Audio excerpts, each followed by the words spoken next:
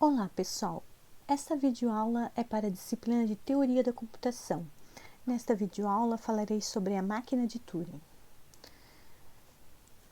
Existem problemas específicos que não podem ser resolvidos utilizando um computador, ou seja, não conseguimos criar um algoritmo para esses problemas que vá nos dar uma resposta, que vá nos dar algum resultado preciso para aquele problema, uma solução.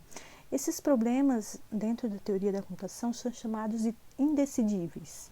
São problemas que o computador não sabe decidir se ele tem uma resposta ou não, que não conseguimos produzir um algoritmo eficiente para eles. A teoria dos problemas indecidíveis orienta os programadores a saberem o que o computador pode ou não fazer.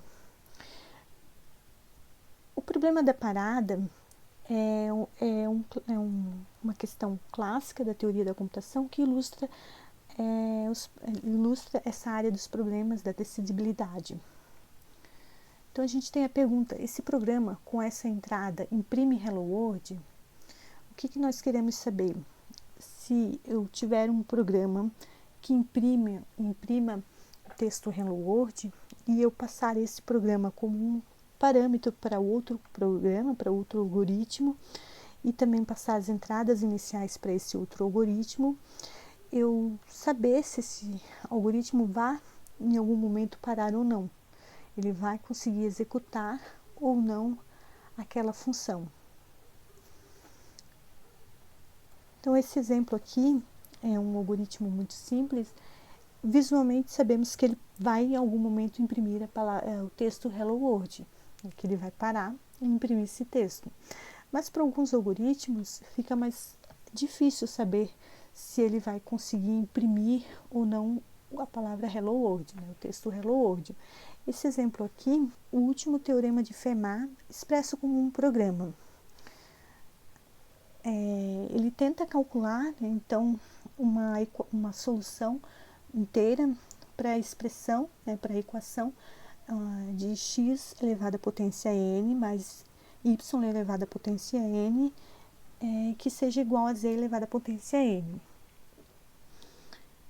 A descoberta de que não existem soluções inteiras para a equação para n maior que 2 foi feita por Fermat há mais de 300 anos, mas provada só recentemente. Então, só há pouco tempo descobriu-se que esse programa nunca vai imprimir Hello World. Então, até então, não havia como nós sabermos, ou criarmos outro algoritmo eficiente que validasse se esse algoritmo, se essa equação tem uma resposta ou não. Então, existem problemas que, embora decidíveis, além disso, têm solução, mas eles exigem um tempo longo de execução, um tempo muito longo. Então, esses problemas são chamados de intratáveis. Saber se um determinado problema é intratável ou indecidível é uma grande questão da teoria da computação. Vários métodos já foram propostos para averiguar se um determinado problema tem solução ou não, se é possível criar um algoritmo, uma equação para esse problema. E o formalismo mais utilizado e mais aceito é a máquina de Turing. Então, se eu consigo criar um algoritmo que possa ser executado por uma máquina de Turing, e essa máquina vai parar, significa que ele é um problema decidível. Ele pode rejeitar ou aceitar aquela saída, mas se ele para, significa que ele é um problema decidível. E se ele não para, se essa máquina de Turing executa infinitamente, ele é um problema não decidível. Nessa imagem, estou mostrando aqui a hierarquia das linguagens de Chomsky, que ilustram a complexidade dos problemas que são abordados dentro da computação. Então, Chomsky dividiu algumas linguagens, algumas classes de problemas, como as linguagens regulares, estudadas lá em autômatos, linguagens livres de contexto, onde temos as gramáticas, insensíveis ao contexto, as linguagens recursivas e as linguagens enumeráveis recursivamente são linguagens que podem ser processadas, aceitas por uma máquina de Turing. mas existe um universo de linguagens desconhecido que não são aceitas por uma máquina de Turing. Não é possível criar uma máquina de Turing capaz de processá-las. Não conhecemos o tamanho desse universo de problemas, né, esse universo de linguagens, mas sabemos que eles existem e a máquina de Turing é utilizada como ferramenta para averiguar se um determinado problema pertence a qual classe de linguagem, se é uma linguagem recursiva ou uma linguagem enumerável recursivamente. Então, falar sobre a máquina de Turing. Basicamente, trata-se de um dispositivo teórico que é essencialmente um autômato finito. Ele tem uma única fita de comprimento infinito e restrito, no qual a gente pode escrever dados e fazer a leitura desses dados. A ideia é usar essa fita como um controle onde podemos armazenar informações e ler informações para fazer o processamento das informações que são necessárias para aquele algoritmo. Então, através dessa máquina de Turing, eu consigo expressar qualquer algoritmo que seja decidível. E aí, passar com uma determinada entrada, ele vai aceitar ou não. Como é que ela funciona, né? Como é que essa máquina, esse dispositivo teórico funciona? Ele tem um estado, então ele funciona como um autômato, né? Ele tem um conjunto de estados e eu posso mudar de estados, né, dependendo da minha entrada, que eu ler na minha fita. Além de eu mudar de estado, eu também posso escrever alguma informação na fita e mover a cabeça para a esquerda ou para a direita, para fazer o processamento. Formalmente, o que uma máquina de Turing como é que uma máquina de Turing é especificada?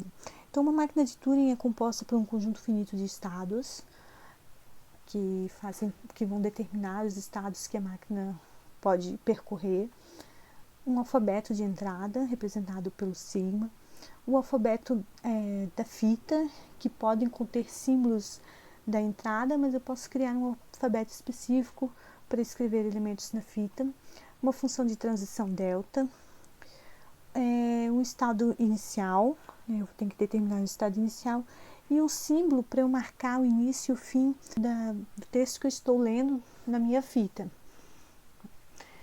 O conjunto F de estados finais pode ser um ou vários estados.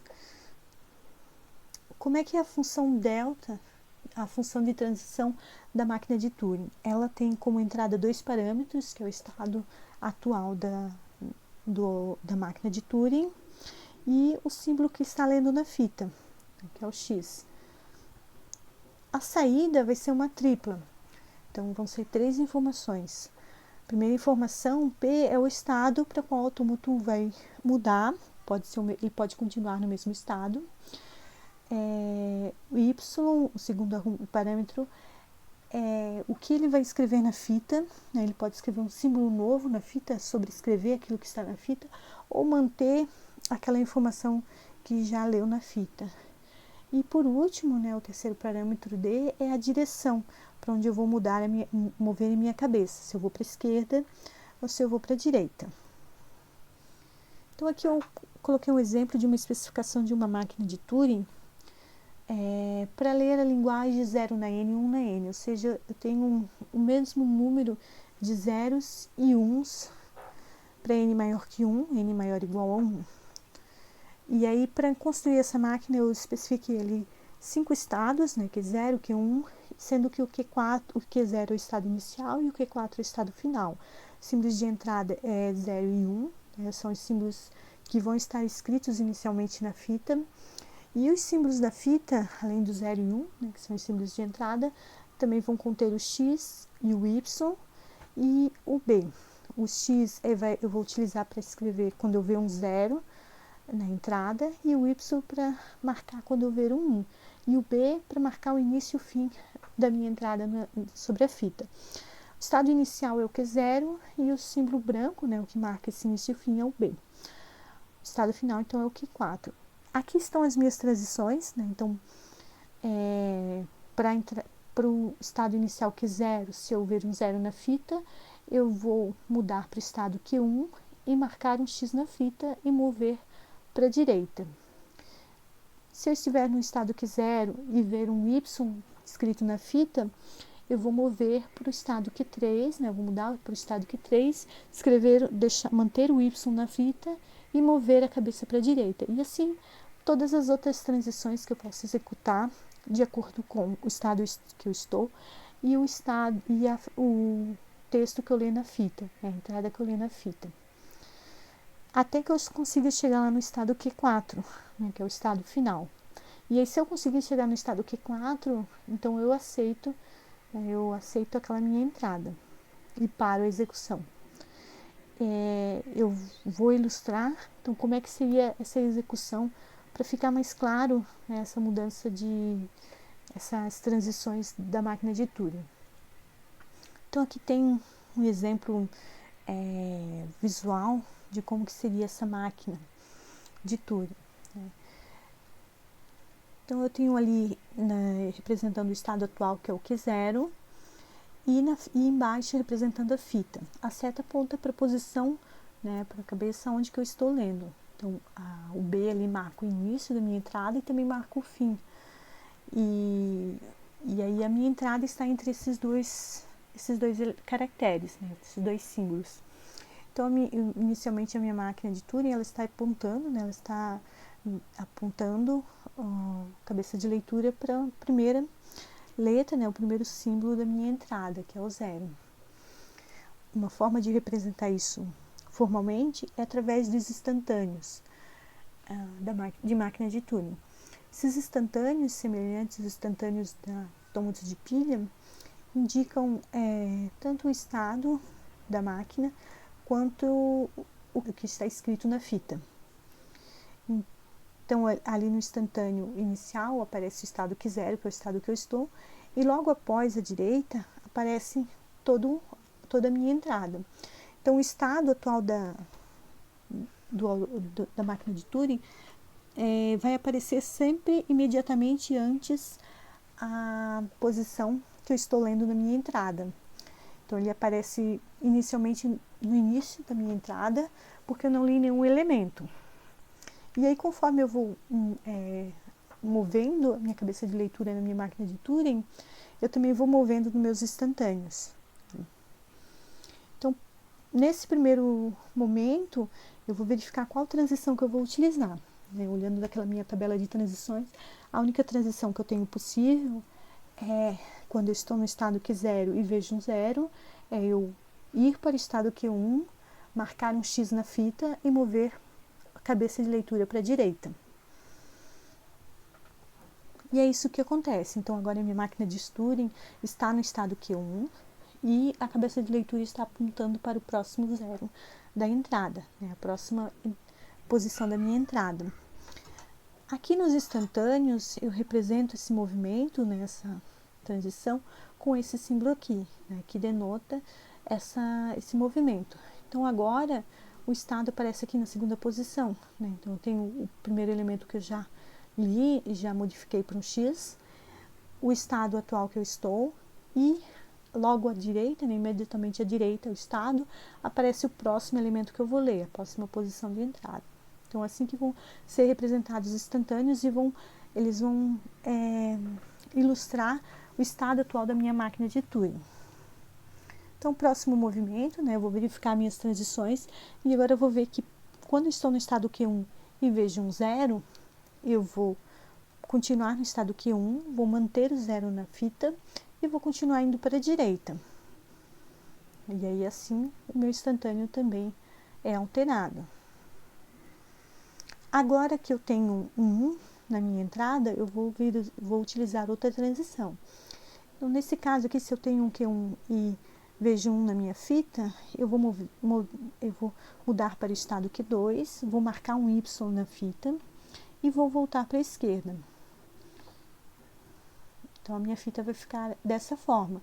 Então, eu já vi um X, eu já vi um 0 e já vi um Y. E assim, as minhas transições, da forma como eu escrevi, elas vão fazendo um zigue-zague sobre a fita até ler todos os elementos. né? Se ele conseguir ver um 0 e um sempre balanceado, né? Sempre a mesma quantidade, ele vai conseguir fazer toda a leitura. E agora eu tenho que voltar, né, até que eu tenha certeza que não tem mais nenhum 0 para eu ler. Então, se eu estou no estado Q2 e vejo um 0, eu continuo nesse estado, mantenho o 0 e continuo indo para a esquerda, até que eu encontre o meu primeiro X, né, e aí eu posso continuar, então, novamente a minha leitura para a direita.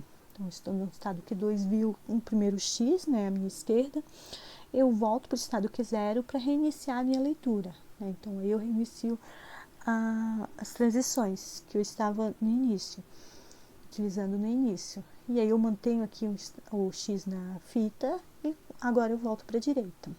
Então, estando no estado Q0 e com 0 na cabeça de entrada, eu sei que agora eu vou utilizar a mesma transição, né? Eu vou para o Q1, vou marcar um X na fita e continuo para a direita, até que eu encontre o meu 1 correspondente. Então, agora eu encontrei meu 1, eu vou marcar que eu vi ele com Y e vou fazer novamente o percurso inverso para verificar se falta eu ler mais algum 0. Então, eu voltei, não tem mais nenhum 0 para ler, eu vou voltar para o estado Q0 e vou permanecer com X e vou para a direita. E agora, se eu fui para a direita e não encontrei mais nenhum 0 e mais nenhum 1, eu vou me preparar para ir para o estado final. O estado final é o Q4, mas eu vou para o estado Q3 para garantir que não tem mais nenhuma informação para ler, né, depois dos Y, né, se não há mais nenhum que ficou pendente. Então, eu fico no estado Q3 até que eu encontre o símbolo branco.